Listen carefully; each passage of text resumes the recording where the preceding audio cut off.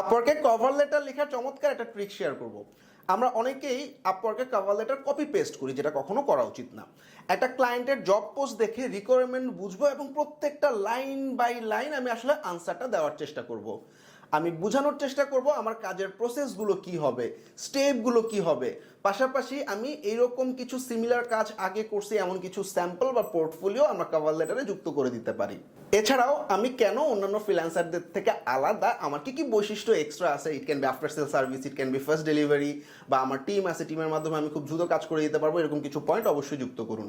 আর আপওয়ার্কে proposal পাঠানোর সময় কিন্তু আমাদের কভার লেটারে পোর্টফোলিও হাইলাইটের অপশন আছে, যেখানে আমরা certification, previous job story and আমরা কিছু পোর্টফোলিও অ্যাড করতে পারি। অবশ্যই আমরা প্রোফাইল হাইলাইট অপশনটা ব্যবহার করব। কভার লেটার লিখে আমি পাঠাতেই হবে এমন না, যেহেতু আমাদের কানেক্ট লিমিটেড, নির্দিষ্ট 3 ঘন্টা বা 4 ঘন্টা সময় নিয়ে আমি কভার লেটার একটা একটা করে লিখবো, আমি পাঠাবো।